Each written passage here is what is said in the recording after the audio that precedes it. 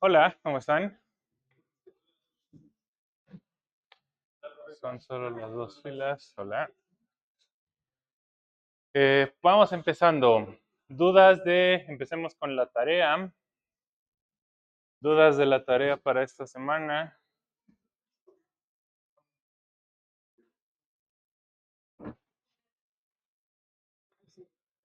Sí. Dudas por allá, ninguna ya. Acá. Mm,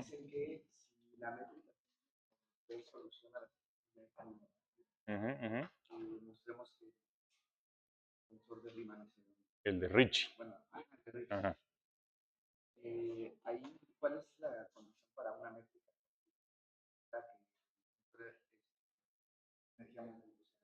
En el vacío significa que estamos considerando una región donde no hay ni energía, ni momento, ni masa, ni nada. Entonces, si tengo un 1 es cero.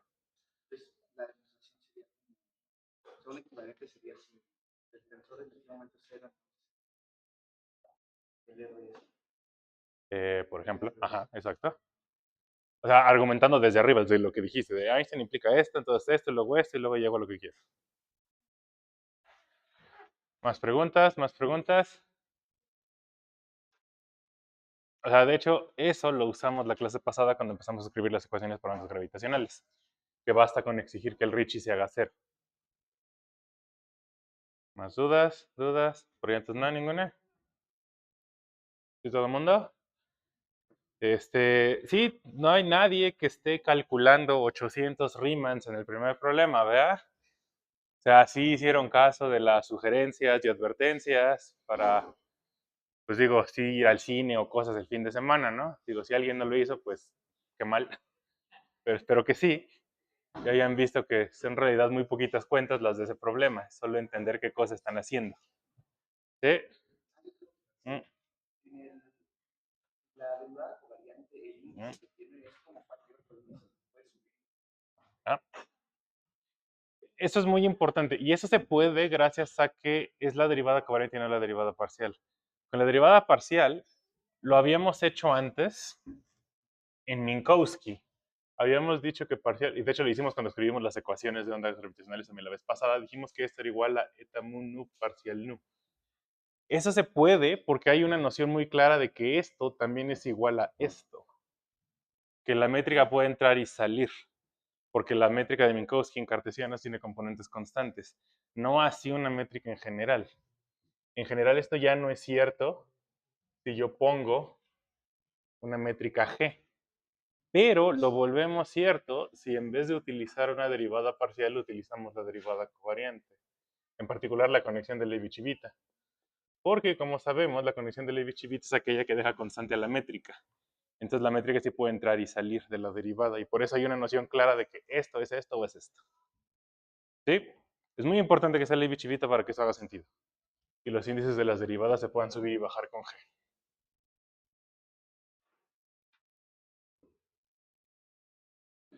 ¿Más preguntas? ¿No?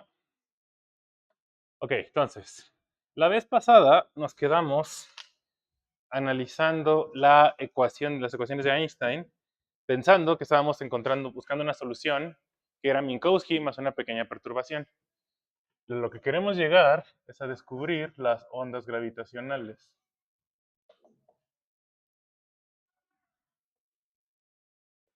Ya casi llegábamos. Sí, todo el mundo revisó el problemita de las ondas electromagnéticas de tarea, ¿verdad? Sí, repasaron, lo tienen súper fresco, se acuerdan de la norma de Lorentz, la norma de Coulomb, cómo salen los estados de polarización independientes. Sí, ¿verdad? Todo el mundo. Ok, entonces, nos habíamos quedado en lo siguiente la vez pasada.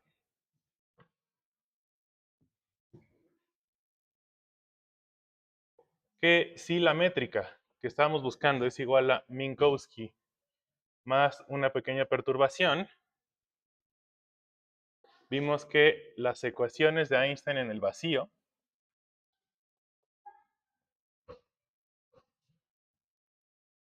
que según están demostrando en la tarea, eso implica únicamente pedir que el Ricci se haga 0, implicaban que para la función h teníamos la siguiente ecuación. Sigma menos parcial sigma h menos parcial mu parcial nu h igual a 0.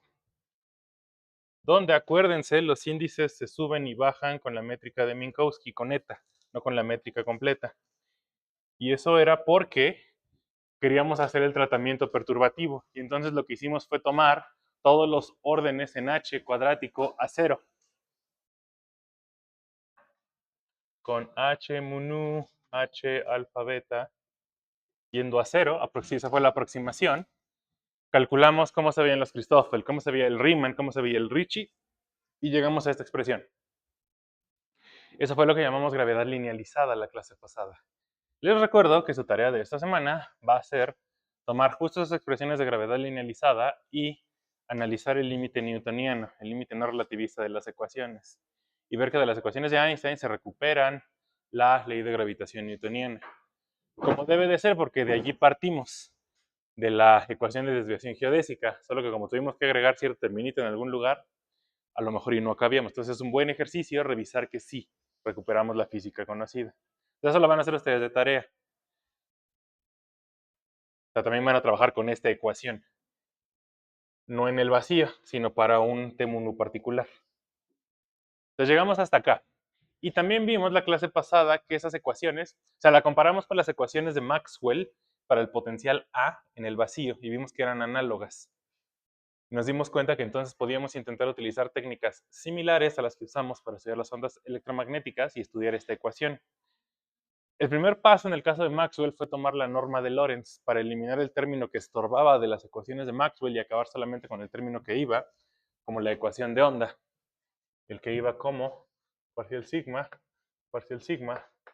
a mu igual a 0. Ese fue el que sobrevivió. Notamos la clase pasada que tenemos un término completamente análogo aquí.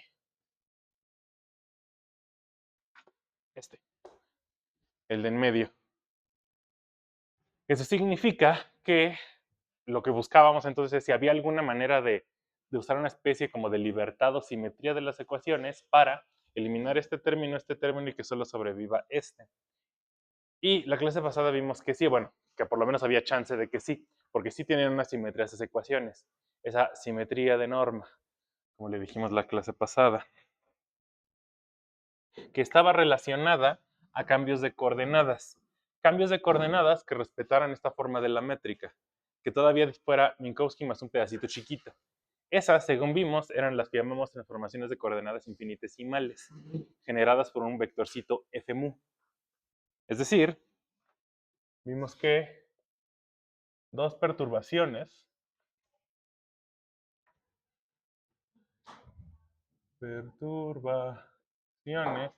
h mu nu y h tilde mu nu son equivalentes si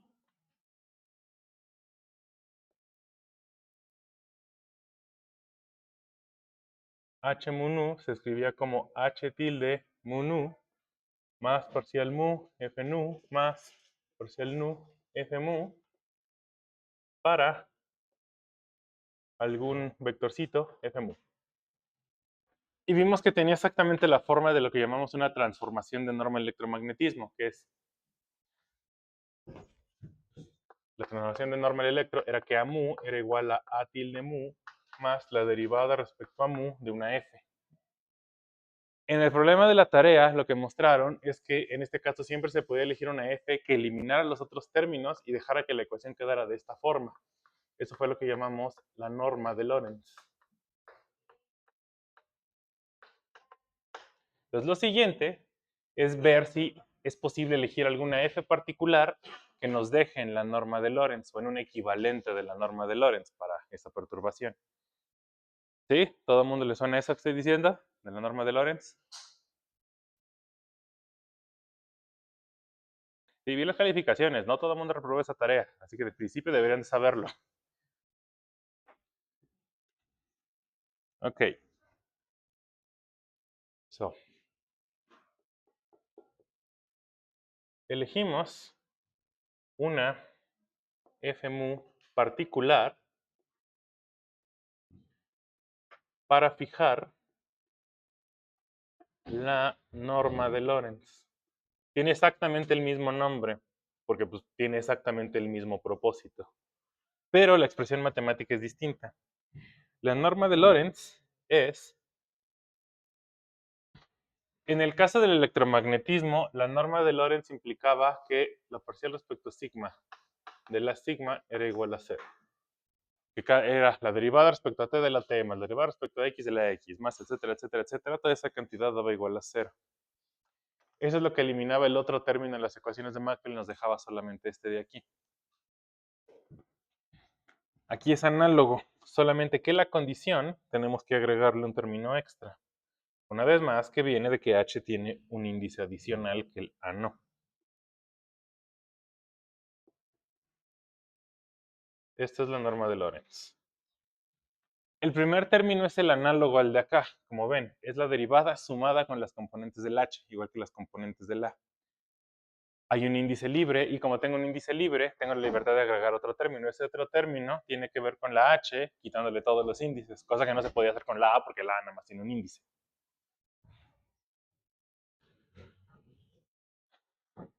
Más allá de la analogía, el punto es que se puede probar que se puede elegir una f. Si mi h tilde no estaba en la norma de Lorentz, yo puedo siempre elegir una f que obliga a que h sin tildar sí esté en la norma de Lorentz. Y la prueba es análoga como hicieron para Maxwell.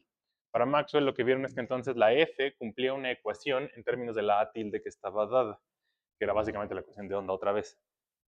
En este caso, es análogo, la f cumple una ecuación diferencial en términos del h tilde, una ecuación diferencial que siempre tiene solución. No la vamos a resolver. Igual que en el caso de Maxwell, el punto es usar la libertad de norma para no hacer cálculos, sino solamente ir a los cálculos más importantes. Entonces, lo que suponemos es, ok, supongan que resolvimos la ecuación, sacamos la h tilde, que no estaba en Lorentz, pero elegimos una f para que sí lo esté. Entonces, nos olvidamos de eso que no calculamos y solo vamos directamente a la h que sí está en Lorentz, porque son físicamente equivalentes. Es más simple matemáticamente, pero físicamente es igual de válida. Entonces hacemos eso. Ahora, lo que se puede probar es que si ustedes toman esta ecuación y lo sustituyen aquí, se eliminan exactamente los dos términos que no queríamos, ese de allá, el último y el primero. Eso no es muy obvio, hay un calculito de por medio, se tienen que calcular cuánto vale la h sin tilde, h sin traza y enchufarlo allá, pero se puede hacer.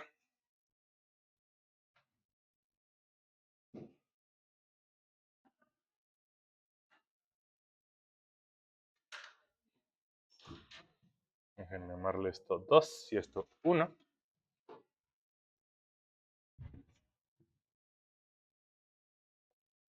Sustituir 2 en 1 lleva a que, o sea, háganlo, no lo voy a hacer yo, háganlo ustedes. Básicamente vean que el primer término que tenemos ahí, el de la derivada sumada con el h mu sigma, es este término y este término. Yo tengo dos copias del mismo. Y el tercer término es el doble de este término de aquí. O sea, hay que sustituir esa expresión dos veces aquí, manipular un poco, cancelar esos dos, usando la simetría de la h, y se llega a que el único término que sobrevive es el del medio. Parcial sigma, h mu nu igual a 0.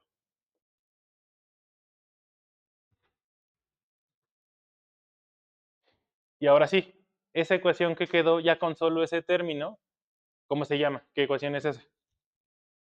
Acuérdense que habíamos elegido coordenadas cartesianas. Es la ecuación de onda. T, X, Y, Z. Es la ecuación de onda. Igual que en el caso electromagnético, es la ecuación de onda. Eso significa que puedo aplicar todo lo que sea acerca de funciones que satisfacen esa ecuación para cada una de las componentes de mi perturbación H. Todas y cada una de las cosas que sabemos. O sea, las ecuaciones de Einstein, ¿se acuerdan? Abrimos la clase pasada diciendo que estaban horrorosas, son no lineales, no se pueden resolver, etcétera, etcétera. Pero con este tratamiento perturbativo acabamos con una ecuación que es súper, súper, súper, súper amigable. Tan amigable que se enseña en licenciatura. La ecuación de onda. Entonces, ¿qué hacemos? Como siempre, pues hacemos Fourier. Descomponemos en ondas planas y encontramos la solución general sumando sobre todas esas ondas planas. Entonces estudiamos las soluciones tipo onda plana de esta cosa.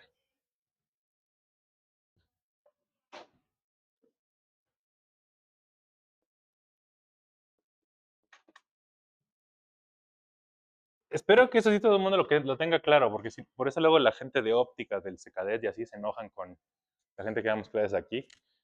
Porque como que luego la gente termina la carrera y acaba pensando que la única solución a la ecuación de onda son las soluciones tipo onda plana. Y pues eso no es cierto. O sea, vemos esas porque son una base muy útil para estudiar cualquier otro tipo de onda. Pero desde luego las ondas que se generan en los laboratorios no son ondas planas. Eso rara vez ocurre. Pues bueno, por eso vamos a analizar esas.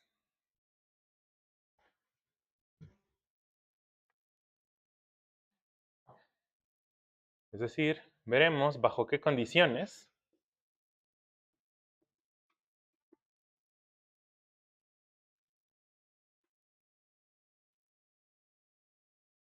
una onda plana es solución. Una onda plana es una solución tipo seno o coseno. Como saben de óptica, y vieron también en el ejercicio de la tarea, es más fácil trabajar en la notación de exponenciales imaginarias. Eso, creo que no recuerdo si lo mencioné, supongo que no porque se los dejé de tarea. En óptica, cuando vieron esto y vieron exactamente lo que dije, en principio son senos y cosenos, pero vamos a usar exponenciales imaginarias. ¿En algún momento les explicaron o saben ustedes por qué se puede hacer eso? ¿Por cuál? ¿Sí? ¿Todo el mundo? O sea, el primer salto que debieron de ver de, oye, espérate un segundo, espérate un segundo. O sea, el campo eléctrico es solenoides, cositas, ¿no? O sea, es real, es medible. ¿Cómo que vas a usar números complejos? ¿Qué pasó aquí? La respuesta, por supuesto, es que esta ecuacióncita es lineal. ¿Eso qué quiere decir? Que si una función compleja satisface la ecuación de onda, eso significa que su parte real y su parte imaginaria satisfacen la ecuación de onda. Entonces ahora sí usamos la fórmula de Euler, por eso usamos exponenciales. Suponemos que podemos descomponer a esa onda, ese seno y coseno, como pues, seno y coseno, como parte real y parte imaginaria. Entonces trabajamos con el número complejo completito y ya que acabamos, simplemente decimos, bueno, al final la solución va a ser la parte real de esta cosa o la parte imaginaria. Que eso justo vamos a hacer ya cuando esté sustituyendo para que vean la métrica completa. Vamos a tomar la parte real o imaginaria de las exponenciales y enchufar allá. ¿Sí? ¿Todo el mundo también está de acuerdo con eso? Entonces, exponencial compleja. ¿Se acuerdan? En nuestra notación, eso es una E. Vamos a decir que tomamos menos I por K sigma por X sigma. ¿Se acuerdan de lo que vieron en la tarea que esta es notación para menos omega por T más X por KX más Y por KY, etcétera, etcétera? O sea, aquí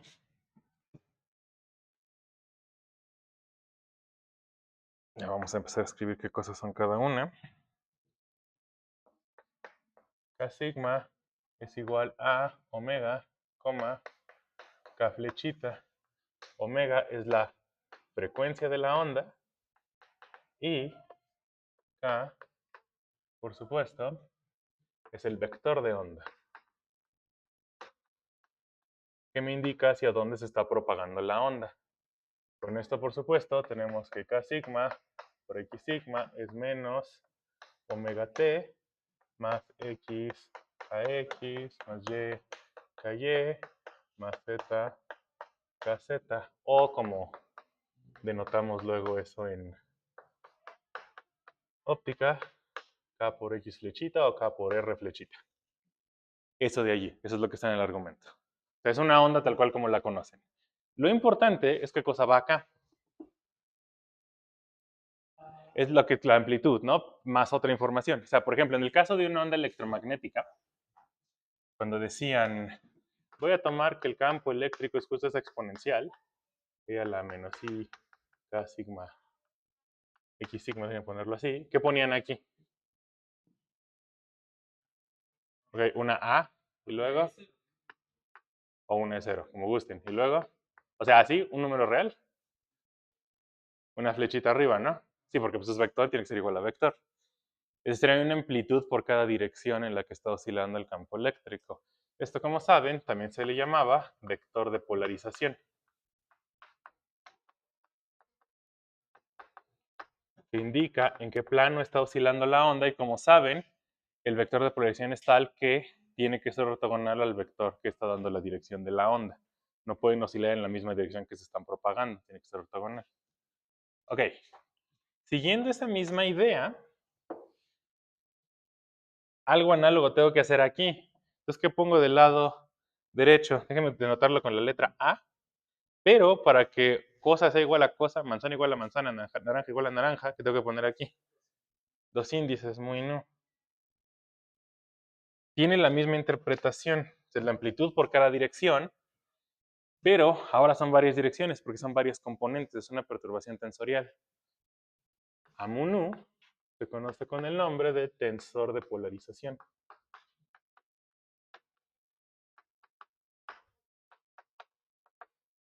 Me dice en qué dirección está oscilando la onda gravitacional. Y lo que vamos a hacer ahora es revisar cómo es esa polarización, cuáles son esas direcciones de oscilación independientes. En el caso de las ondas electromagnéticas, ese desarrollo era muy sencillo. Si se está propagando para allá, la condición de Lorentz, ¿se acuerdan? Es lo que me decía que entonces E podía oscilar ortogonal acá, ortogonal acá. Es decir, el dibujito, en el caso de la onda electromagnética, era, si por acá va acá, entonces solo puedo oscilar en la dirección de un A1 o en la dirección de un A2. Entonces era oscilando o así, o oscilando así. ¿Sí? ¿Se acuerdan de ese dibujito? ¿Sí, todo el mundo? Esa es famosa pregunta de examen de ingreso a posgrado, por cierto. Junto con dígame usted cuáles son las ecuaciones de Maxwell. Son como del tipo de cosas como físicos y físicas que tienen que tener bien acá. Entonces, la pregunta es, pues, ¿cómo será? O sea, en principio estos son 10 componentes independientes, porque es una métrica. ¿Significa que tengo 10 estados de polarización? ¿Cómo es eso? Igual que en Maxwell, vamos a ver que no. Aunque en principio por la A vectorial podrían pensar que son 3 direcciones de polarización, en realidad solo acaban siendo 2. Las mismas ecuaciones reducen el número de grados de libertad. Y eso mismo ocurre aquí. Vamos a ver que las ecuaciones, tanto las ecuaciones como las condiciones de norma que fijamos, reducen el número de grados de libertad. Y al final vamos a acabar con, de 10 estados de polarización posibles, solamente hay 2 estados de polarización independientes. Se reduce muchísimo. Y, curiosamente, acaba siendo el mismo número de estados de polarización que una onda electromagnética. Entonces, ¿cómo hacemos eso? Primero,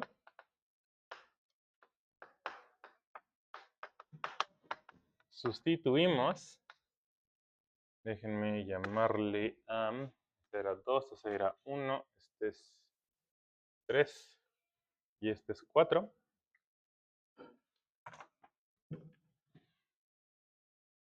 Tomemos 4 y enchufemos eso en la ecuación 3. Entonces, esas cuentas ya las hicieron de tarea, ¿se acuerdan? De derivar las exponenciales y así. Entonces ya no voy a repetir los pasos intermedios, porque pues ya parte de la idea de la tarea era que se familiarizaran cómo funcionaban las derivadas. La idea es que cuando yo le pego con una derivada respecto a mu a una exponencial que va como e a la menos i k sigma x sigma, eso lo que hace es baja un menos i k con el mismo índice que la derivada y eso va multiplicando a la misma exponencial por la regla de la cadena. Sí, este es un 4. La 4 es aquella, ahí arriba. ¿Sí? ¿Todo el mundo se acuerda de esta parte de la cuenta? O sea, eso vale la pena que se haga con súper detalle, que solucionen la tarea una vez y después simplemente se memoricen que ese es el efecto. Bajan menos y por casi. Ok, eso significa que la ecuación 4, la ecuación 3, me implica que Me lo pongo completo. Va a quedarme un menos, porque es menos i por menos i. Va a quedarme un k alfa arriba, un k alfa abajo, o sea, otro índice el que sea, multiplicado por el amu nu, por e a la menos i, k sigma, x sigma. Es decir, pongo esta h aquí arriba. La a sale como constante de las derivadas. La primera derivada le pega a la exponencial bajo en menos ik. La segunda derivada le vuelve a pegar a eso. La a vuelve a salir como constante. La ik original sale como constante. Le pega a la exponencial. Eso me baja otro ik, ahora con el índice arriba. Menos i por menos i me da un menos 1. Quedan las dos k's con índice abajo, índice arriba. La a que había salido como constante y la exponencial que siempre vuelve a aparecer. Entonces, ¿qué es eso de ahí? Eso igualado a 0. Eso significa que si quiero que la onda plana sea solución a la ecuación 3, algo de ahí se tiene que hacer 0. ¿Qué es lo que se puede hacer 0 de allí? K alfa con K alfa. O sea, si este se hace 0, la onda no está. Entonces seguro no lo quiero. El exponencial, como sabemos, no se anula. Entonces, sí, es un vector constante, es un tensor constante. Toda la dependencia en X está metida en la exponencial. Entonces esto se tiene que hacer 0. Eso implica que K alfa por K alfa es igual a 0. Es decir, eso significa que a qué velocidad viajan las ondas gravitacionales. A la velocidad de la luz. Eso se podía leer desde acá, como bien saben. De la ecuación de onda pueden leer cuál es la velocidad de la onda. Pues aquí viene que la velocidad es 1.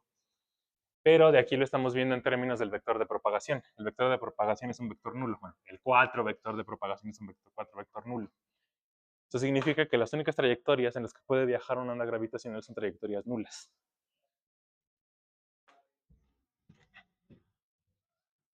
Entonces, K es un 4 vector tipo luz y las ondas gravitacionales viajan a la velocidad de la luz.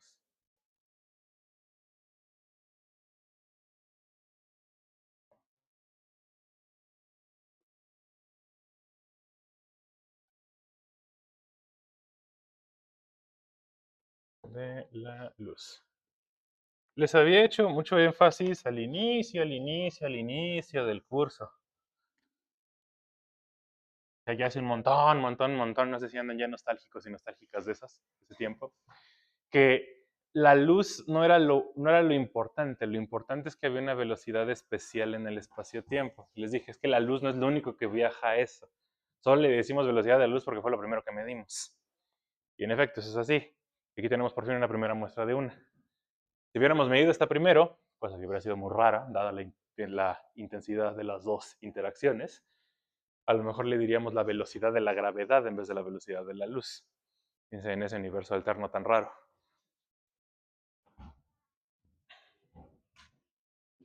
Ok, entonces, tenemos eso ya. Para que la onda plana sea solución a mi ecuación de onda, necesito que sea una onda que se propague a la velocidad de la luz. Bien, ¿qué más? Ya acabé de utilizar la ecuación, la 3. Entonces pareciera que esa es la única condición. Pero si se acuerdan de su tarea de electro, ¿qué más hace falta? ¿Qué otra cosa tengo que checar que cumpla mi onda plana? Sigue en el pizarrón, todavía no lo he borrado a propósito. ¿Qué otra cosa tengo que checar que cumpla? Justo. Recuerden, esto es una onda porque se satisface la ecuación de onda, pero yo no puedo decir que esto satisface las ecuaciones de Einstein, porque las ecuaciones de Einstein no eran estas. Era todo el cachivache que tenemos acá abajo originalmente. La ecuación 3 es equivalente a las ecuaciones de Einstein solo si mi métrica, mi perturbación satisface la norma de Lorentz. Entonces necesito asegurarme que la onda plana también cumpla la norma de Lorentz para que ese sea una solución a las ecuaciones de Einstein.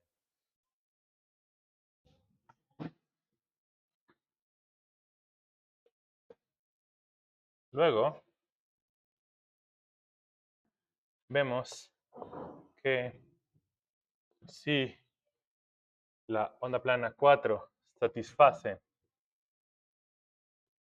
la norma de Lorentz,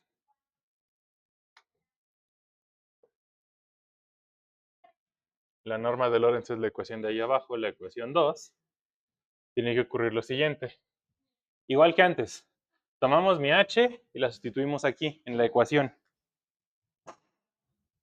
Tengo que esto tiene que ser 0 es igual a parcial respecto a alfa de a mu alfa e a la menos i k sigma x sigma menos un medio de la derivada respecto a x mu de a sin índices e a la menos i k sigma x sigma, donde por supuesto la a sin índices es contraer la a con la eta. Acuérdense que índices suben y bajan con eta. Eso pasa aquí y eso pasa acá también. Entonces, igual que antes, las derivadas pasan por la a como constante, la sacan, le pegan a la exponencial y me saca un factor de menos i, menos i por k. De este lado también sale un menos i por k, con los índices adecuados. Aquí, cuando estuvimos en la ecuación, el factor común era a mu nu, entonces lo pudimos sacar de la condición. Y me salió que la única condición estaba aplicada sobre el vector de onda. Pero aquí vean que no la puedo sacar como factor común porque aquí sale con índices y aquí sale sin índices, ya contraída. De aquí, si calculan las derivadas, si sacan las exponenciales sí se pueden cancelar, queda que k sigma por a mu sigma menos un medio de k mu por la traza de a tiene que ser igual a 0.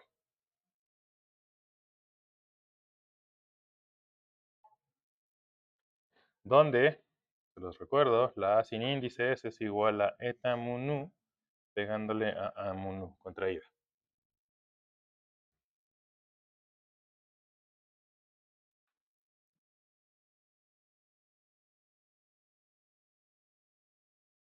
Ok, ¿dudas hasta acá? De ahí es donde vamos a sacar que los únicos estados de polarización son dos. En el caso de la onda electromagnética, ¿se acuerdan cuál era la condición que salía? Déjenme borro esto de acá arriba, que era nada más como acotaciones. En el caso de la onda electromagnética, la norma de Coulomb era esta, la norma de Lorentz. De aquí me salía que mi onda plana tenía que satisfacer k sigma a sigma igual a 0. De ahí viene la idea de que el vector de onda tiene que ser ortogonal al vector de polarización. Casi. Si se acuerdan, tuvimos que tomar otra norma, la norma de Coulomb,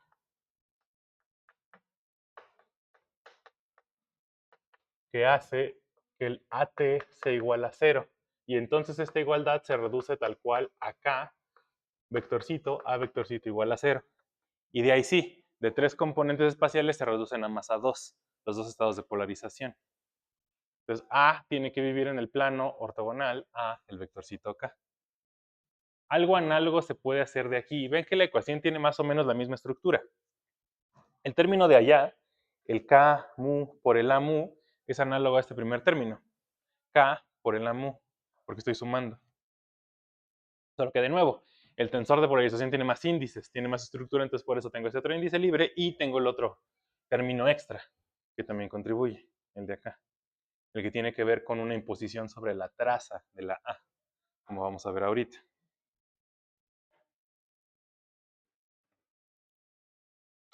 ¿Sí? ¿Me siguen hasta acá? Ok, entonces ahora, tomemos esa otra norma, tomemos la norma de Coulomb, también llamada la norma de radiación.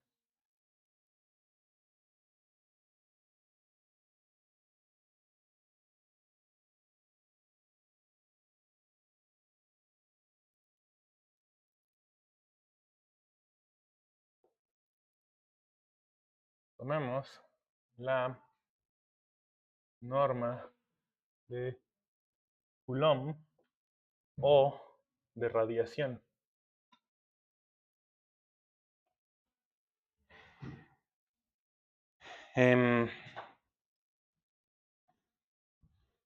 ¿Se acuerdan de la parte electromagnética? Eso ya no me acuerdo si sí los puse en la tarea o no. Tomar la norma de Coulomb es utilizar lo que se llama una simetría de norma residual. En el caso de Maxwell, eso implica que la norma la fijamos eligiendo una F minúscula, pero resulta que eso no es la única libertad. siempre yo le puedo agregar una lambda a esa f tal que esa lambda satisfaga cierta ecuación y no modifique la norma en la que estaba, o sea, sigue siendo solución a las ecuaciones. Eso es lo que ayuda a fijar la norma de Coulomb. Algo análogo pasa aquí. No quiero meterme en esos detalles porque no vamos a deducir tal cual la ecuación, entonces no es importante. Lo importante es que me crean que esa norma residual se puede usar para que el AT mu sea igual a 0 y la traza sea igual a 0. Esto es la norma de Coulomb. Eso siempre se puede elegir aquí. Igual que allá, se puede mostrar que de las ecuaciones y de la libertad de norma, siempre se puede fijar la componente temporal del A a 0, que si se acuerdan, eso es análogo a decir que siempre se puede tomar el potencial eléctrico igual a 0. Aquí es análogo. La componente temporal del A se toma igual a 0, donde eso de la componente temporal, pues no nomás es una, son varias, o sea, para cualquier valor de mu. Y además se puede tomar su traza igual a 0.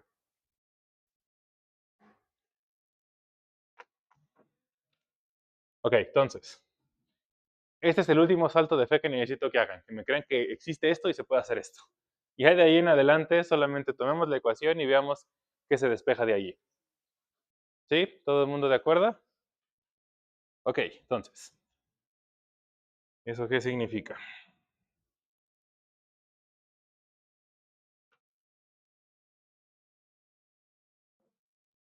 Tomando esas condiciones, la norma de Lorentz queda de la siguiente forma. Tomen estas ecuaciones, estas condiciones y enchúfenlas en la ecuación de allá abajo, en la norma de Lorentz. Tengo K sigma por A mu sigma.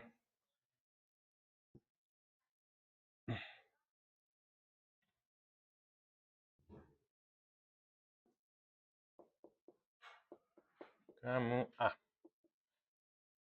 El segundo término es el sencillito. Como estoy tomando una A tal que su traza es 0, pues este término se anula en automático. Este lo quito por completo, solo fijando la norma. Y este primer término, vean que estoy sumando sobre todo los posibles índices de K de sigma. Pero esta condición me dice que cuando sigma valga t, ese se va a hacer 0 en automático. Lo mismo acá, si mu vale t, ese se va a hacer 0 en automático. Es decir, yo puedo transformar esta ecuación a una ecuación que solamente me imponga condiciones sobre los índices espaciales. Ki a mu i igual a 0. Donde aquí estoy utilizando la letra i para denotar a los índices espaciales. ¿Qué es lo análogo de acá? Fue tomar la condición covariante y transformarla a una condición que solo aplica en las direcciones espaciales. Lo análogo está ocurriendo allá. Entonces, esta es la condición importante, esto. Esto es el análogo a decir que las ondas gravitacionales son también transversales, que están oscilando ortogonales a la dirección de propagación. Más o menos, como vamos a ver, eso no es exactamente cierto porque no están oscilando tal cual como una onda de este estilo, como una onda vectorial. Pero bueno, más o menos la idea sigue siendo la misma. Entonces,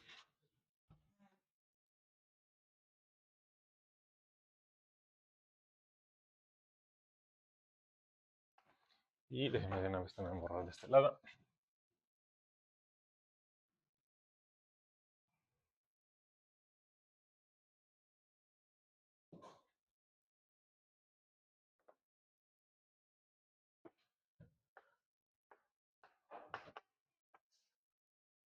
Ok, entonces aquí en la matrizota voy a poner todas las componentes de mi tensor de polarización.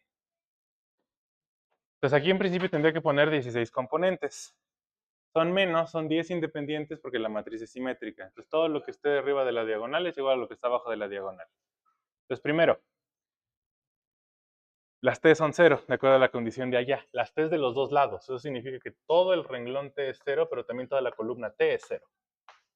Porque es simétrica. Ok, entonces nada más tengo las 9 de aquí. Ahora, de allí, ¿qué más vamos imponiendo? Para aplicar esta condición y escribir componentes explícitas, déjenme suponer que yo elegí coordenadas tal que el vector de onda apunta en una dirección particular, en z, por ejemplo. Supongamos que elegimos coordenadas tal que, o tales que,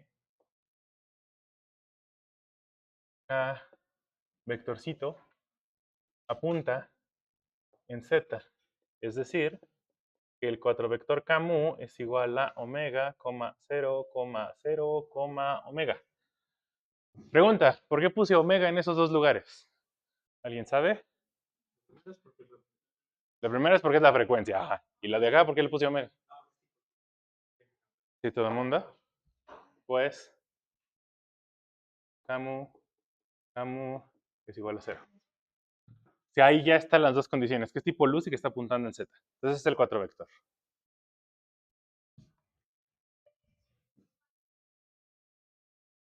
Ok. Entonces a esta, que ya no me acuerdo en cuál íbamos, creo que 5. Entonces, 5, bueno, es mejor ponerle esta 6 y esta 5 en tal caso. Entonces 6 es equivalente a lo siguiente. Estoy sumando sobre todas las componentes de K con A mu I y las componentes de la A. Como K, la única componente espacial que tiene es la Z, esa ecuación es igual a, ¿qué cosa? A omega multiplicado por ¿qué? ¿Cuál es la componente de la A que sobrevive ahí? A mu e I igual a ¿cuánto? K. Estoy sumando sobre X, sobre Y, sobre Z. ¿Cuál es el que sobrevive? ¿Cuál? Z. ¿Sí, todo el mundo? Como la omega no es cero, porque si no entonces mi onda pues, no está oscilando, de aquí obtengo que A mu Z tiene que ser igual a 0. Entonces no solamente el renglón y la columna T son 0, también el renglón y columna Z son 0. Entonces por aquí pongo 0, por aquí pongo 0, por aquí pongo 0, aquí en medio pongo 0 y aquí en medio pongo 0. Ajá, porque se cumple la condición de la norma de Lorentz. O sea, lo que estoy haciendo es, suponiendo que mi tensor de polarización cumple Lorentz y cumple Coulomb, ¿cómo se ve la matriz ya entonces? Y vean que esto ya redujo un montón las componentes, ya se hicieron un montón ceros. Ya lo reduje nada más a 4. Llamémosle a ese la AXX, la AXY, la AYX y la AYY. ¿Sí? De estas, fíjense que son 4, pero la pregunta es, ¿son 4 independientes o de entrada sabemos que no son 4? Son 3 porque es simétrica. La de acá es igual a esta, ¿sí? Déjenme, sin ninguna razón aparente, llamarle a esta A tache. No X, tache, cruz. ¿Ok? Y estas son iguales. Estos son 3. Bueno, más o menos. ¿Qué otra condición nos falta imponer? Justo. Tiene que tener traza 0. Y de 5, que A es igual a 0, implica que es AXX es igual a menos AYY. A ese, déjenme ponerle también otro nombre.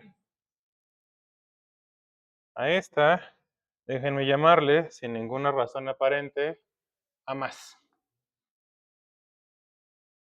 Y entonces esta tiene que ser menos A más. ¿Ok? Entonces, eran 10 componentes independientes, pero después de aplicar todas las condiciones de norma, llegamos a que solo son 2, como les había dicho. Esas 2 corresponden con los 2 estados de polarización independientes. Esto yo lo voy a expresar como A más por un A mu nu más un A tache por un A mu nu tache, donde esas matrices están definidas de la siguiente forma. El A mu nu más está definido como la matriz 0, 0, 0, 1, 0, 0, 0, 0, menos 1, 0, 0, 0, 0, 0, y la A mu nu tache está definida como 0, 0, 0, 0, 0, 0, 1, 0, 0, 1, 0, 0 y ceros abajo. Es decir, lo único que estoy haciendo es tomar esa matriz que me quedó ahí arriba y descomponerla como una combinación lineal de estas dos matrices, que como también se ve obvio, son matrices ortogonales.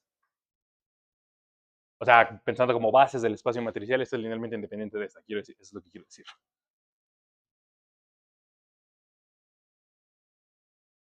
Bien, esto ya es la realización. Vamos a ver cómo se ve geométricamente en unos instantes regresando del descanso.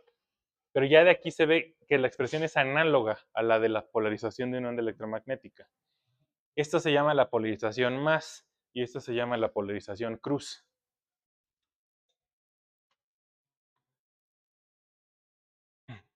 Y vamos a ver cómo es que se ve eso ya en términos de la métrica. Entonces ya ahora sí, en este punto ya acabamos. Ya tenemos nuestra onda plana. Ahora lo importante es, ok, o sea, piénsenlo, después de que platicamos de las ecuaciones de Einstein la vez pasada, seguro dijeron, bueno, pues ya que acabemos voy a poder ver la métrica en el pizarrón. Pregunta, ¿ya está la métrica en el pizarrón? No, ok, entonces, ¿qué tenemos que hacer? Justo, nos vamos de regreso, todo lo que hicimos, y nos regresamos a la métrica. Entonces, quiero que escribamos el elemento de línea, que veamos la métrica explícitamente y la analicemos. Veamos geométricamente esa métrica, qué hace, cómo se ve el espacio-tiempo con esa métrica. ¿Ok? Entonces, vamos a hacer eso regresando del descanso. ¿Dudas hasta acá?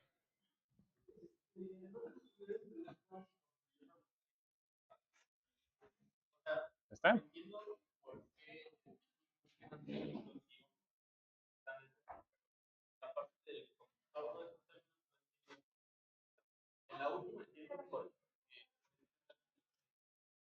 La primera vino de acá, de la norma de Coulomb, que eso se puede hacer simplemente por fijar norma. Eso elimina el de acá y el de acá, porque es simétrica. Eso significa que la AT mu igual a 0, también la A mu T es igual a 0. Exacto. Como el A mu Z es igual a 0, también la AZ mu es igual a 0. Entonces cierra esta y esta de acá. Ok, pues entonces tomemos 5 minutos y seguimos con esto.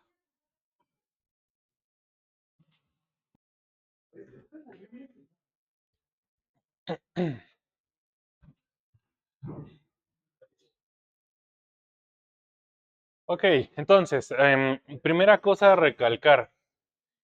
Eh, desde aquí fijamos un sistema de referencia particular, el sistema en el que la onda está propagándose en Z. Eso significa que todas estas conclusiones, en particular que los tensores de polarización se ven así, esto en particular para esta elección de coordenadas. Lo que es independiente de coordenadas, se puede hacer la demostración, es que estas dos condiciones fijan que los grados de libertad que tengo son dos, necesariamente dos. Eso significa que la relación, las ondas gravitacionales tienen dos estados de polarización linealmente independientes, eso es genérico. Solamente se ven así en estas coordenadas, pero eso nada más se ven así. Cosa que pasa también en las ondas electromagnéticas. Hay muchas maneras de elegir esos dos estados de polarización independientes, como bien saben. Entonces, dicho eso, en esas coordenadas veamos cómo se ve la métrica entonces. Entonces, hay que revertir todo lo que hicimos.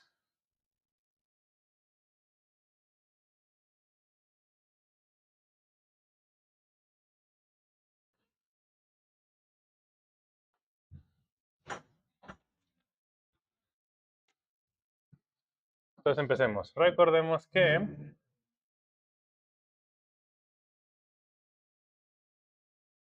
la métrica G mu nu era igual a Minkowski en cartesianas más mi H mu nu. Y la H mu nu que elegimos como onda plana era A mu nu por la exponencial de menos I K sigma X sigma. Entonces, para escribir la métrica, lo único que tenemos que hacer es tomar estas A's que encontramos con este K que elegimos, enchufarlo ahí y regresarlo a la métrica. ¿Sí? En general, tendríamos que tomar pues, la onda gravitacional más general con los dos estados de polarización. Para entender físicamente qué está pasando, es mucho mejor que los tomemos primero por separado. Primero consideremos la polarización más, por ejemplo, y luego la polarización cruz, por ejemplo. Pues consideremos una onda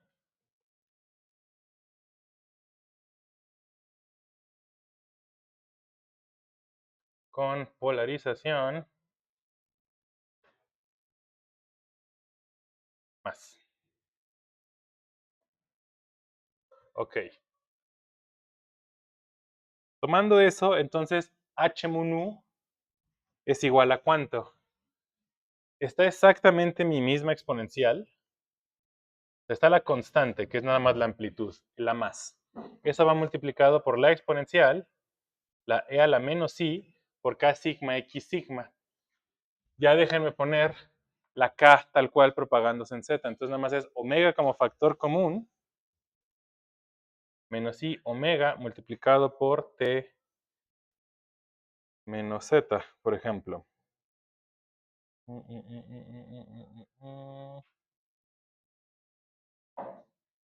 Bueno, en realidad sería menos t más z. Así. Ah, no, claro que no, porque va con los índices abajo, claro. Menos t más z. Así. Y eso va multiplicado por la matriz de la polarización a más. 0, 0, 0, 0, 0, 1, 0, 0, 0, 0, menos 1, 0, 0, 0, 0, 0. Entonces así se ve la perturbación, la H. Ahora.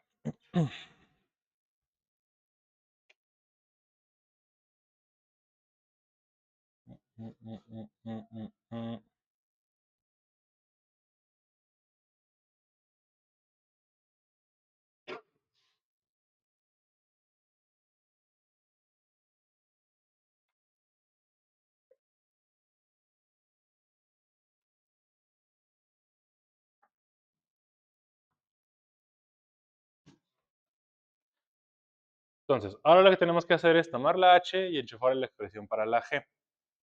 Hay un problema, el problema que mencionamos al inicio. Las componentes de G, ¿qué tipos de números son? ¿Qué tipos de números tienen que ser? Números reales. Entonces, si esta cosa es un número complejo, entonces como decíamos antes, tenemos que tomar la parte real o la parte imaginaria. ¿Sí?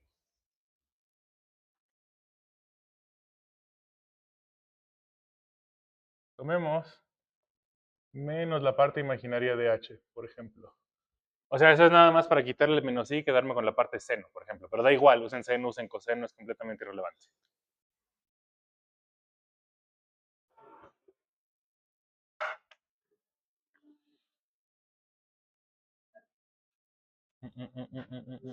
De hecho, creo que es más fácil.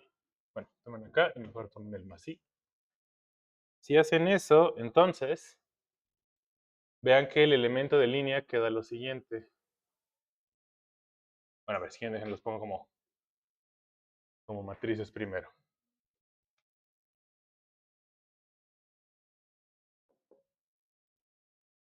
Entonces, están las componentes de Minkowski. Y a eso le voy a sumar las componentes de H. Las componentes de H entonces son A más por el seno de omega por t menos z multiplicado por la matriz 0, 0, 0, 0, 0, 0, 0, 1, 0, 0, 0, 0, menos 1, 0, 0, 0, 0, 0. Y entonces lo que tengo que hacer es sumar esta matriz más esta matriz. Vean que las componentes t y z no les va a pasar absolutamente nada, se quedan exactamente las de Minkowski. La única modificación es sobre las componentes x y y. A la x le tengo que sumar más esto y a la y le tengo que poner menos esto. Juntando ya todo, eso significa que el elemento diferencial de línea se ve de la siguiente forma. Entonces, mi ds cuadrado es igual a menos dt cuadrado más 1 más a más por el seno de omega por t menos z. Se cierra el argumento del seno y todo eso va multiplicado por dx cuadrada más 1 menos a más seno de omega por t menos z multiplicado por dy cuadrada más dz cuadrada. Entonces ahora sí, así se ve la métrica de una onda gravitacional con esa polarización. Entonces vean que la solución es exactamente, o sea, si cuando escucharon el nombre onda gravitacional, lo conectaron con la idea de una métrica, como ya habíamos visto aquí, vean que seguro es lo que se imaginaban. Es la métrica más senos y cosenos. O sea, solo tiene senos y cosenos del tiempo y de una dirección de propagación en las componentes. Y ya. A más es simplemente una constante que me dice cuál es la amplitud de la onda. Y ya. Solo un número dado.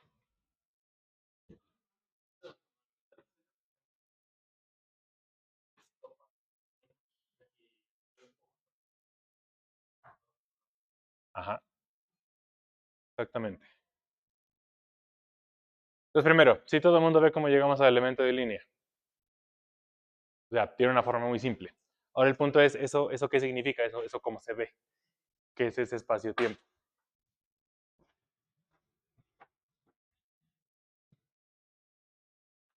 Antes de empezar con los dibujitos, ¿a alguien se le ocurre qué hará esa cosa?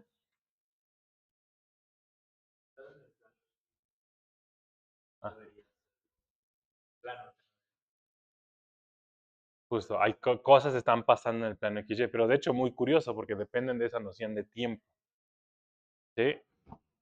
So, de la posición en Z. Exacto. Entonces, para ver cómo ocurre esto, consideremos lo siguiente. Consideremos omega igual a 1. Déjenme quitarme la frecuencia por completo. Vaya, eso únicamente me va a decir qué tan rápido en el tiempo están pasando las cosas. Entonces, quitemos eso y fijemos un anillo de partículas en Z igual a 1, Z igual a 0. O sea, esto es solo para ver qué le va a pasar a ese objeto físico por vivir en ese espacio-tiempo. Entonces, déjenme hacer los dibujos por acá. Vamos a dividirlo en dos porque quiero hacer dos dibujos. Ajá. ¿Qué nos dice esta métrica específicamente? O sea, bueno, esto es una solución. Ajá. ¿Qué nos dice? Bueno, va a las ecuaciones linealizadas, no a las completas. Ajá, dice sobre el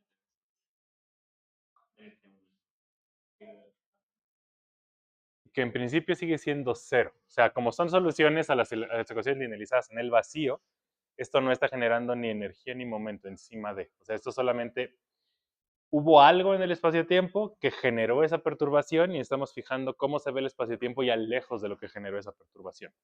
Análogo a una onda electromagnética. Cuando ustedes estudian las ondas electromagnéticas en Maxwell y las estudian como soluciones de vacío, no es que de pronto la onda electromagnética, pues como que no estaba en el espacio-tiempo y de pronto apareció en el espacio-tiempo. O sea, eso no pasa en una teoría clásica. En una teoría cuántica es otra historia, pero en una teoría clásica no pasa eso. Entonces, ¿qué es lo que entendemos en Maxwell, en Electro 1?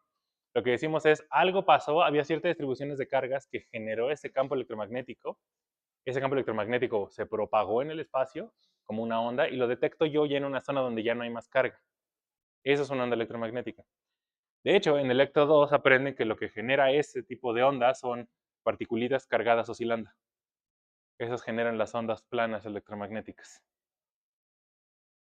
Entonces, algo análogo aquí. Algo pasó en el espacio-tiempo que generó una onda de este estilo. Y estamos viéndolo ya lejos, donde ya no hay nada. Entonces, esto ya no es energía y momento, esto ya es tal cual solamente la misma curvatura del espacio-tiempo moviéndose en el espacio-tiempo mismo. Eso es lo que representa esto. Y lo que estamos tratando de ver con esto es, ok, ya que llega la curvatura donde estamos, a donde está el anillo, ¿qué le pasa al anillo? ¿Qué ocurre? ¿Sí? ¿Todo el mundo? Entonces, ¿qué ocurre?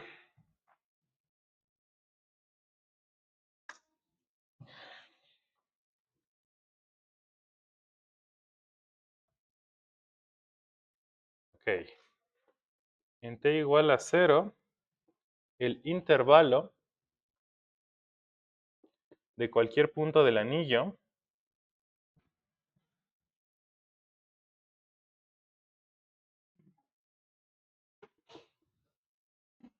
con su centro es lo siguiente.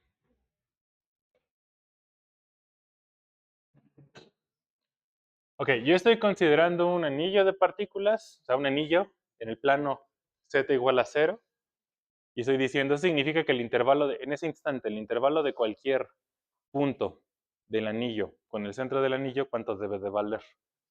Si es un anillo circular, ¿qué debo de poner acá? Estoy pensando en todo el anillo en este instante, en t igual a 0. Si estoy pensando en el anillo en t igual a 0, ¿cuánto vale delta t del intervalo? 0 porque estoy en el mismo instante. Eso no va. Está en el plano z igual a 0, entonces ¿cuánto vale ese delta z? 0. Entonces solamente tengo que considerar cuánto vale el delta x cuadrado más el delta y cuadrado. Y eso tiene que valer ¿cuánto si es un anillo circular? El radio del anillo al cuadrado. Entonces pongamos que eso es epsilon al cuadrado con epsilon muy chiquitito. Lo de epsilon muy chiquitito solo es importante para que en serio esta noción infinitesimal de métrica aplique. Como saben, si no hay que integrar la métrica y hacer más cosas. O sea, por eso un anillo chiquitito para que podamos leer la distancia desde aquí. E importantemente, eso de partículas también estamos pensando es como muy entre comillas, porque cualquier cosa con masa que pongamos encima modificaría la métrica también. Entonces es más como un decir, como para pensar nada más en una cosa, una región circular y ver esa región circular qué le pasa. Decirle anillo es nada más como que para la gente que lo escucha la primera vez tenga una sensación como táctil de que sí estamos haciendo algo. Ok, entonces eso tiene que ocurrir porque es un anillo circular. Entonces si yo dibujo cómo se ve el anillito en el tiempo, o sea, aquí dibujo el plano XY y me fijo en t igual a 0, pues el anillito se ve así, ¿no? Es simplemente un círculo de radio epsilon. ¿Sí? Bien. Pero de pronto, o sea, la onda gravitacional está viajando en el espacio-tiempo. Entonces yo me pregunto, ok, ¿y qué pasa cuando t es igual a pi medios? Fíjense que la razón por la que pude decir que este era el intervalo es porque cuando vale esto, cuando omega es igual a 1, cuando z es igual a 0 y cuando t es igual a 0. Si t y z son iguales a 0, entonces seno de 0. Eso es de 0 y esto también. Entonces el intervalo es tal cual solo Minkowski en ese punto y en ese instante. Por eso es que esto es el intervalo. ¿Sí lo ven? Ahora, en t igual a pi medios, eso ya no es el intervalo. Como el anillito está en principio libre de fuerzas, entonces tiene que seguirse conservando el intervalo, no tendría por qué cambiar. Tiene que seguir valiendo epsilon cuadrado. Para t igual a pi medios, delta s cuadrado, ahora, ¿cuánto vale? Delta t sigue siendo 0 porque sigo fijándome en un solo instante de tiempo. Y el delta z igual porque no me he movido de z igual a 0. Pero la parte en x y en y cambia. La parte en x y en y ahora es 1 más la a crucecita por delta x al cuadrado más 1 menos la a más por delta y al cuadrado. Y eso tiene que seguir siendo epsilon cuadrado porque no puede cambiar el intervalo porque no le he hecho nada al anillo. Si solamente está ahí quieto, en reposo en el espacio-tiempo. Nada más la cosa es que el espacio-tiempo no está estático, el espacio-tiempo cambia por efecto de la onda.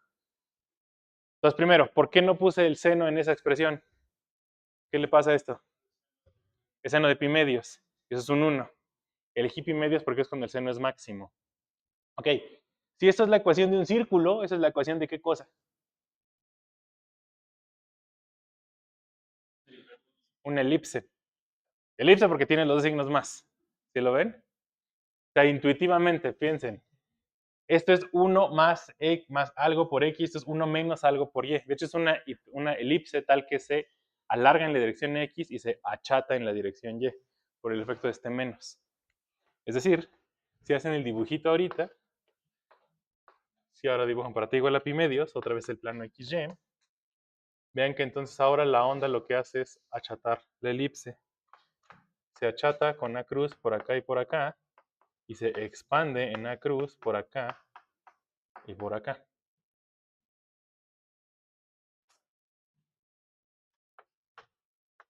Ok. Para t igual a pi, si ya me están entendiendo cómo se va a ver ahora esto, el dibujo, qué le va a pasar al anillo para t igual a pi.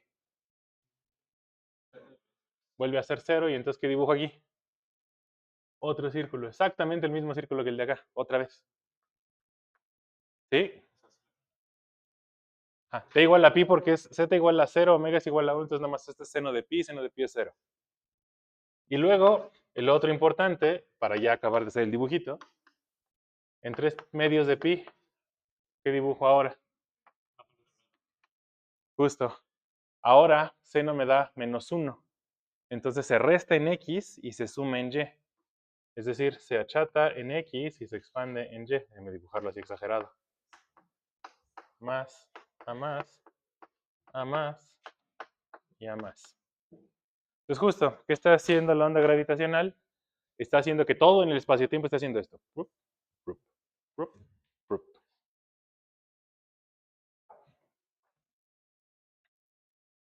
O sea, ¿cómo se ve? ¿Cuáles son las direcciones en las que está achatándose y inflándose la elipse? Primero en esa dirección, esa dirección, esa dirección, esa dirección. Entonces, ¿qué cosa se forma? Una crucecita o un signo más. Ergo, la notación. Como ven, fue súper ingenioso el nombre. Entonces así está oscilando el espacio-tiempo. ¿Ok? Las direcciones X y Y son las que están cambiando. De esta manera. ¿Dudas? De esta parte.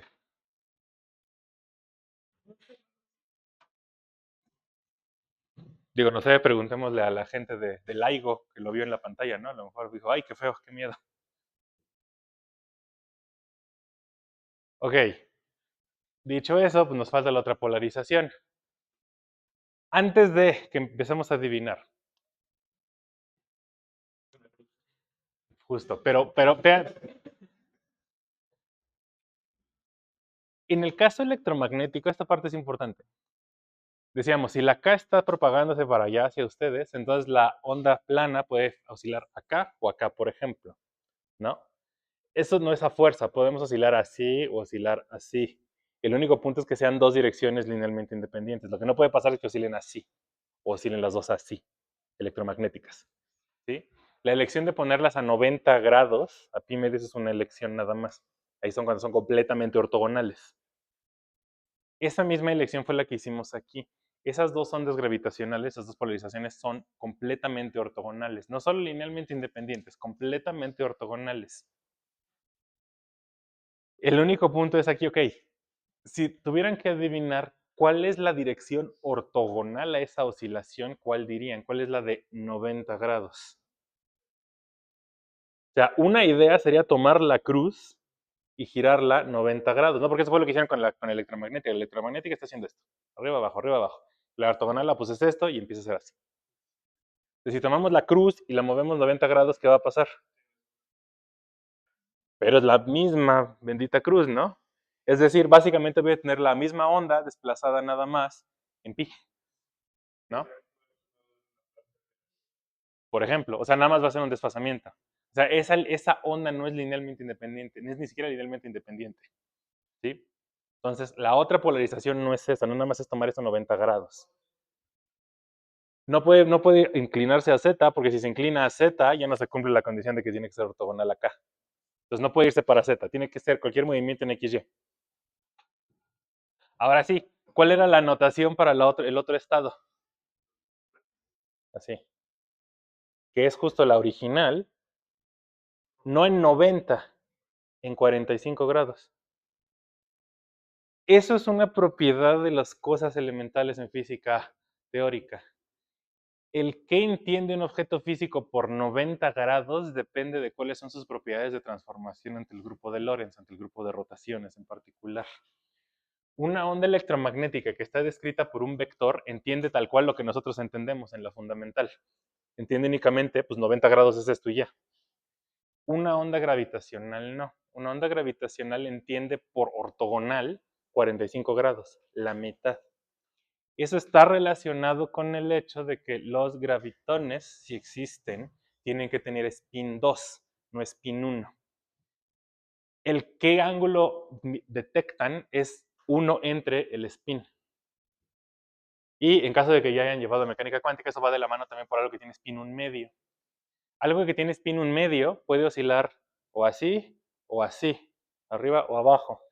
Y de hecho en mecánica cuántica se aprende que para un electrón, esto y esto, o sea, si yo les pregunto en álgebra lineal, esta dirección y esta dirección, ¿son linealmente independientes, sí o no? Bueno, para un electrón, en su grupo, en su representación de rotaciones, esto sí es ortogonal a esto. De hecho, es completamente ortogonal, 90 grados para ellos. Es al revés, es el doble de los 90 grados.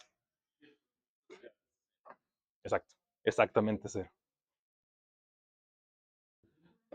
Entonces, bueno, eso significa que cuando analicemos la onda en el otro estado, pues déjenme nada más ponerle las cuentitas para que se vea eso de dónde viene aquí.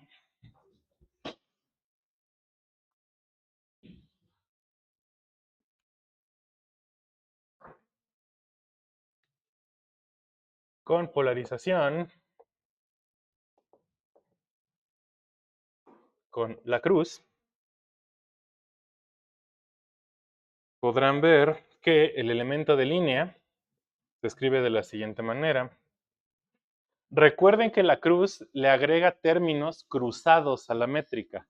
Los términos que no son cero son los que están fuera de la diagonal. El AXY que es igual a la YX. Eso significa que cuando escriban el elemento de línea completo, el DX y el DY se quedan igualitos, pero aparece un término cruzado.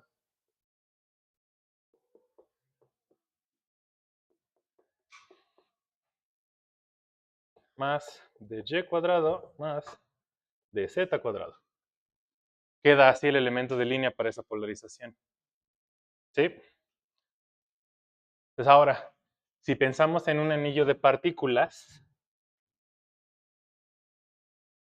una vez más, haciendo exactamente el mismo ejercicio, considerando el anillo en T igual a pi medios,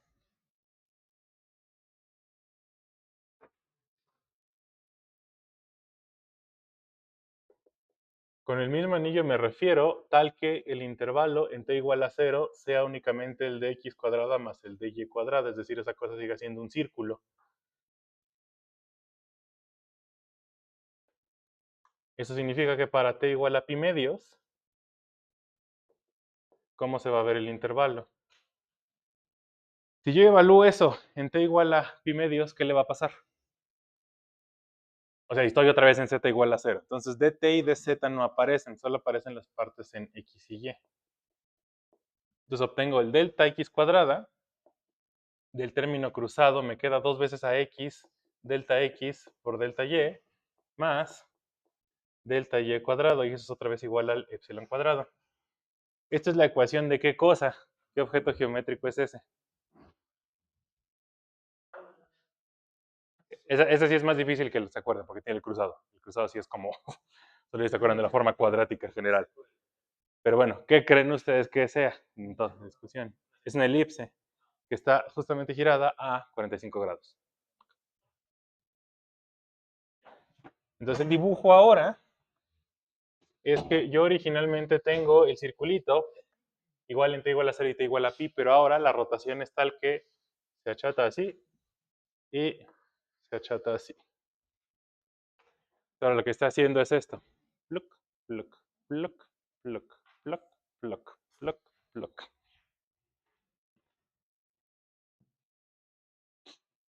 Y así se ven las ondas gravitacionales. De estas sencillitas, ondas planas, por supuesto. Sí, desde luego.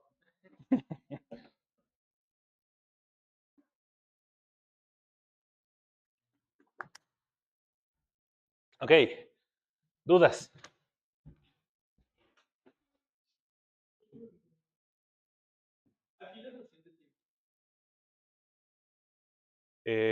Bueno, estamos viéndolo desde el mismo sistema de referencia en todo el tiempo, si eso es lo que estás pensando.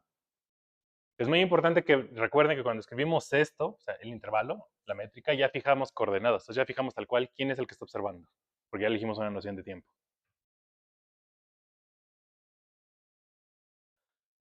Ok, entonces, ya para cerrar la parte de ondas gravitacionales. Pregunta por ustedes, para saber qué tanto han escuchado de cosas de física. Esas cosas, ¿sabemos que sí son reales o no son reales? O sea, sí las hemos medido, ¿no? ¿Se acuerdan más o menos eso cuándo fue? En el 2000. Sí. O sea, cada vez que me acuerdo cuándo fue eso me empieza a doler la espalda. Creo que fue en el 2017, 16, algo así. De hecho, déjame ver, creo que según yo tengo la fecha aquí. Eh,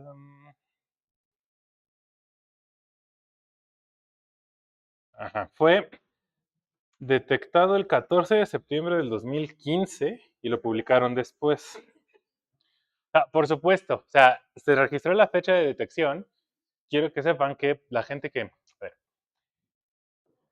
no sé después de su paso en la facultad, he escuchado cosas feas, pero he escuchado que la gente después de su paso en la facultad acaba sintiendo que la física experimental es como no muy seria que digamos, y no les acaba como que gustando mucho hacer experimentos. O sea, no sé por qué. Pero quiero que sepan que hacer física experimental de a de veras, o sea, es cosa seria. Es muy, muy serio, es muy formal y requiere de mucha habilidad. Es muy difícil enseñarles a ustedes aquí en la facultad cómo es que se hace física experimental de a de veras, pero se hace. ¿Okay?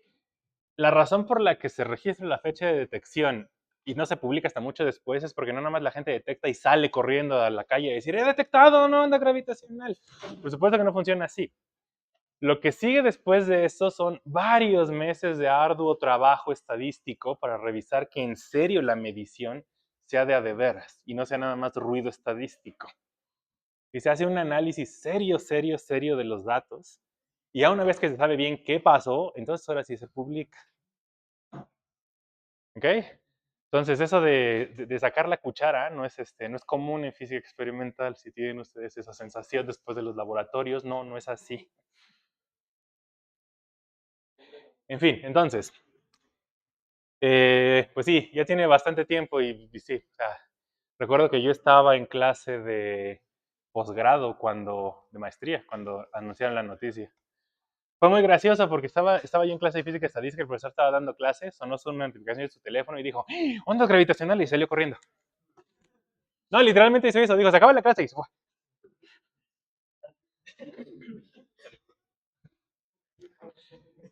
Entonces, ¿en dónde? Sí, es allá donde se está moviendo. O sea, en realidad lo que tienen que pensar es que justo este movimiento de oscilación, o sea, es una copia en cada plano. Y entonces conforme se va moviendo en Z, pues vas como una especie de embudo haciendo esto. Eh, entonces, si ustedes estuvieran a cargo de esa detección, si su misión fuera, ustedes van a detectar las ondas gravitacionales, ¿cómo diseñarán el experimento? ¿A alguien se le ocurre cómo se puede hacer eso?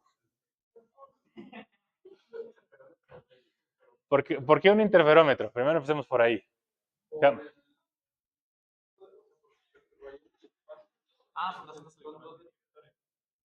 ¿Qué es lo que tenemos que detectar de acuerdo a la descripción que acabamos de decir? Que unas direcciones se hacen chiquitas y otras se hacen grandes, ¿no? Eso tendría que ser detectable. Es muy importante pero también es muy importante que sea la luz, porque es una deformación del intervalo completito. Vamos a hablar de eso también si vemos cosmología en la semana de finales, si tienen ganas. Cuando decimos que algo se expande en el espacio-tiempo perfecto de la métrica, no es que de pronto su regla que decía 30 centímetros, ya al día siguiente mida 35 centímetros. No es así. La regla siempre va a decir 30 centímetros son 30 centímetros. Porque lo que estamos midiendo con esa regla es la X coordenada. Estamos midiendo esto, el dx. Exacto. Y lo que tenemos que medir es esto, es la componente de la métrica. Para detectar un cambio en la componente de la métrica tenemos que medir el intervalo completo. Y tenemos un objeto físico muy bien controlado que sabemos que tiene que sentir el intervalo completo, porque tiene que anularlo por completo, la luz. La luz es la que puede medir esos cambios en el intervalo. Por eso también sabemos que el universo se expande por señales luminosas, porque la luz es la que siente ese cambio. Pues bueno, entonces por eso necesitamos luz. Y un interferómetro es perfecto, porque un interferómetro puede detectar las diferencias de camino óptico en dos direcciones ortogonales. Y entonces podemos ver si pasa una de estas ondas.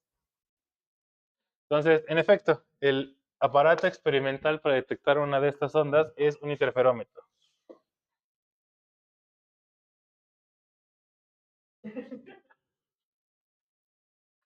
Entonces, ahorita hablamos de exactamente cómo se ve el interferómetro.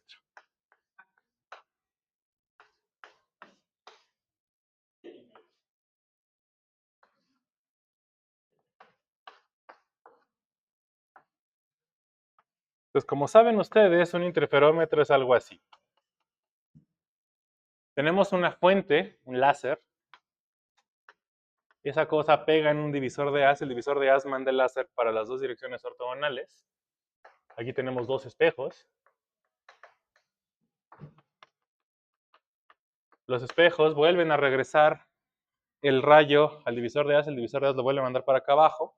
Y entonces los dos rayos que se dividieron se vuelven a juntar. Es muy importante que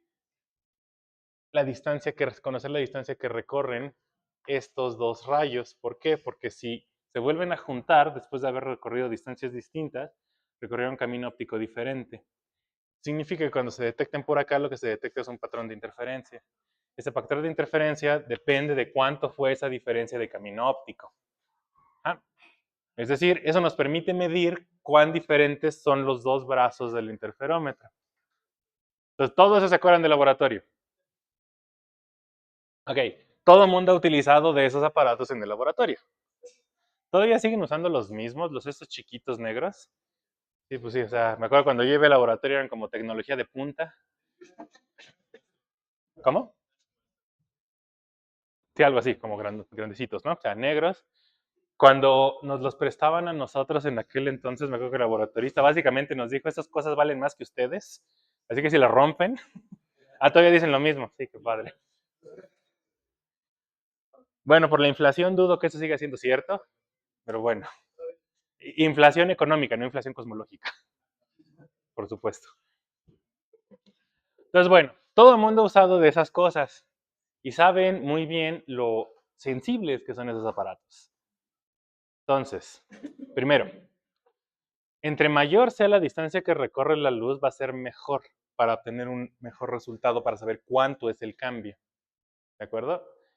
Resulta que las ondas gravitacionales, incluso en las circunstancias más agresivas, son cosas muy débiles en cuanto a la perturbación que se genera, o sea, en cuanto a la amplitud asociada aquí, por ejemplo. Entonces, lo que se detectó en el 14 de septiembre del 2015 por LIGO es LIGO, es una colaboración que tiene un observatorio grandotote en Estados Unidos, donde vive ese interferómetro grandotote. Lo que detectó fue la emisión de una onda gravitacional de dos agujeros negros supermasivos con 30 veces la masa del Sol que se reventaron entre sí. Entonces, se reventaron, se formó un agujero negro mucho más grande y eso, o sea, imaginen eso, imagínense dos planetas colisionando, ahora imaginen eso, dos soles colisionando, multipliquen eso por 30, por curvatura del espacio-tiempo, e imaginen esa cosa emitiéndose, propagándose por todo el cosmos y llegando aquí a la Tierra para poder ser detectada. Fue algo súper lejos. Ocurrió a 1400 años luz de la Tierra. Hace, por supuesto, 1400 millones de años. O sea, si ocurrió muy lejos, pues la onda gravitacional tiene que tardar mucho en llegar, porque como vimos, viaja a la velocidad de la luz, ¿no? Entonces, son dos agujeros negros que se reventaron hace mucho tiempo. Y tuvimos la suerte de detectarlos aquí. ¿Cuánto creen que de esta cosa, de ese evento de proporciones cósmicas, cuánto creen que fue la A en la Tierra que se midió? La diferencia. Pero, o sea, díganme, o sea, venga. 10 a la menos 10, ¿qué? Metros. Tampoco tanto. 10 a la fue 10 a la menos 18 metros. Y es muy importante que lo comparen con el 10 a la menos 10, pero como saben, el 10 a la menos 10 es una unidad atómica. O sea, esa cosa fue menos que un átomo lo que se detectó, el cambio en el camino óptico. ¿Qué tanta diferencia recorrió aquí con acá? Bueno, sí, eso no sé ahorita la equivalencia de energéticamente. Ok, entonces es una cosa súper, súper, súper débil, súper, súper, súper chiquitita. Para poder detectar un cambio así de grande se necesitó usar interferómetros muy grandototes. ¿Cuánto creen que miden los brazos de los interferómetros? Kilómetros. Cada brazo mide 4 kilómetros. O sea, si ustedes googlean cómo se ve LIGO, lo buscan en Google, verán que son fotos de una cosa en el desierto gigantesca. Y es muy importante que esté en el desierto. Imagínense en el laboratorio de óptica un buen día por la mañana, están haciendo su experimento de interferencia con el interferómetro y no falta la persona del equipo que llega tarde. Llega corriendo y hace esto en la mesa. Justo. ¡No! ¿Qué estás haciendo? Esos aparatos son súper sensibles. Cualquier pequeña vibración modifica el que tanto se mueven los espejitos. O sea, 10 a la menos 18 metros, dije. Si pasa un camión, eso es mucho más grande y rompe completamente la detección. Es muy importante que estas cosas estén súper aisladas y que no haya ninguna pequeña partícula aquí adentro molestando. O sea, estas cosas no pueden estar al aire libre. Si hay aire, si hay siquiera polvo, una pequeña partícula de tierra, también va a valer completamente la medición. Estos brazos del interferómetro están construidos dentro de tubos al vacío más perfecto que se ha construido en la Tierra. No hay nada allá adentro que altere el camino óptico de la luz. ¿Que no fueron qué? Por Miguel Alcubierre.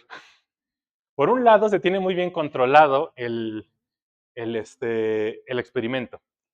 Se tuvo que hacer un análisis para poder quitar todo el ruido, por supuesto, desde luego. O sea, tiene que tomar en cuenta que pues, nuestra pequeña pelota encima de la lava se mueve, como bien sabemos viviendo aquí en México.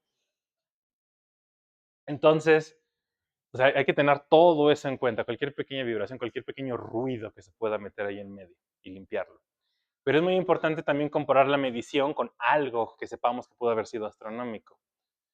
Gracias a los códigos de relatividad numérica que ya se tenían en aquel entonces, se pudo comparar con una simulación numérica de esos dos agujeros negros reventándose entre sí, para comparar cuál es el tipo de onda gravitacional que se obtiene, sus características, compararlo con lo medido y poder concluir así que vino de esa colisión de agujeros negros. O sea, por supuesto es así, supongo que no se imaginarán de, sí, claro, ahí los veo. Y sé claramente que vino desde allá. Justo. Ok, entonces así es como se detectó ese buen día las ondas gravitacionales, con ese tipo de aparatos.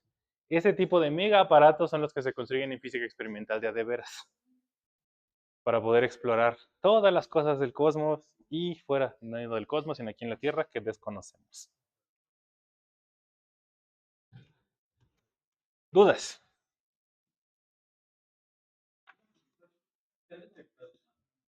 Sí, ya ha habido detecciones después de eso.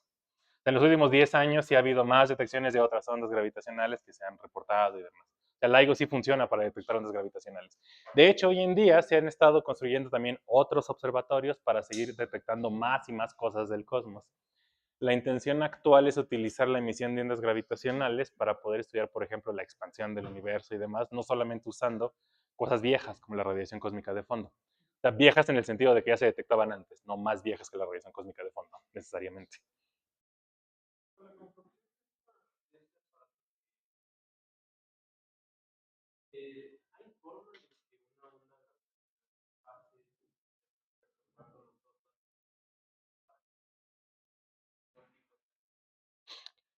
Em, de hecho, la coincidencia sería que fuera una crucecita que pegara justo aquí o una tachecito que pegara justo en medio. De hecho, más bien al revés, lo que se emite son una superposición de un montón de esas ondas. Entonces, lo que se tiene que detectar es, con suerte, el modo adecuado que reproduzca esa deformación. Entonces, en general, está pegando de todo. El punto es con hacer una descomposición inteligente, ver qué es lo que genera el patrón de interferencia.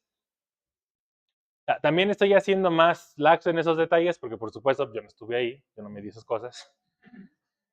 Los artículos están bonitos. De hecho, si todo esto me lo entendieron, sí les invito a que tal cual lo busquen. No un resumen, o sea, en serio el artículo de ese año, de 2015, detección de ondas gravitacionales del LIGO. Y que lo lean de principio a fin. Ya tienen todos los conocimientos para entenderlo de cabo a rabo.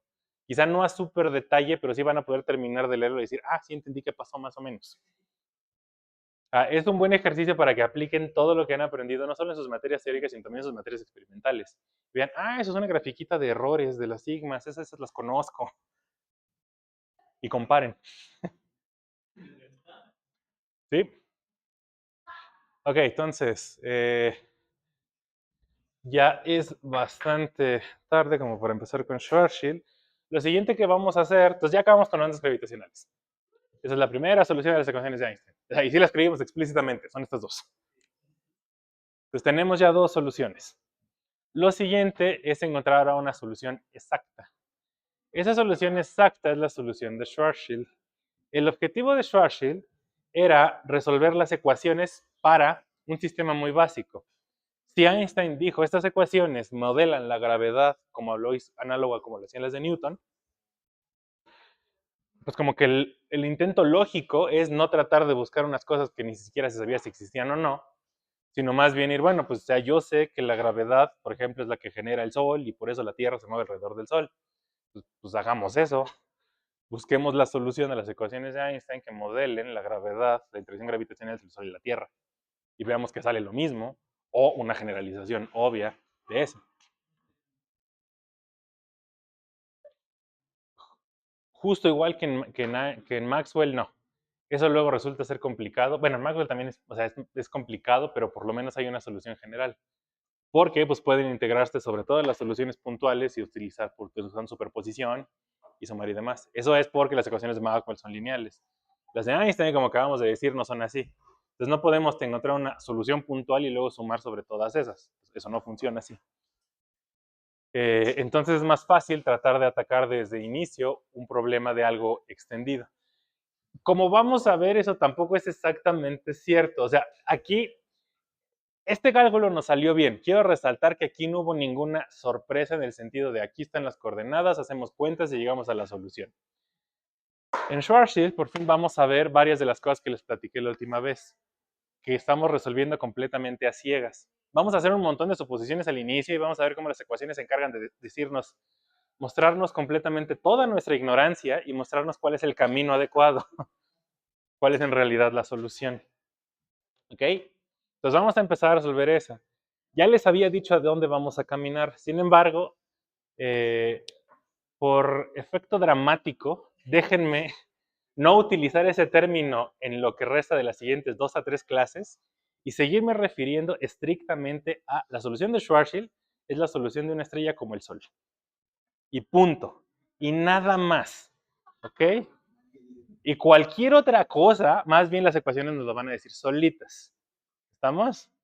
De nuevo, no estamos buscando nada exótico, estamos buscando una solución muy conocida. Y a ver qué dicen las ecuaciones. ¿Ok? ¿Sí? No, yo no oí nada. Nadie oyó nada. Ok, entonces, nos vemos la próxima semana. El jueves.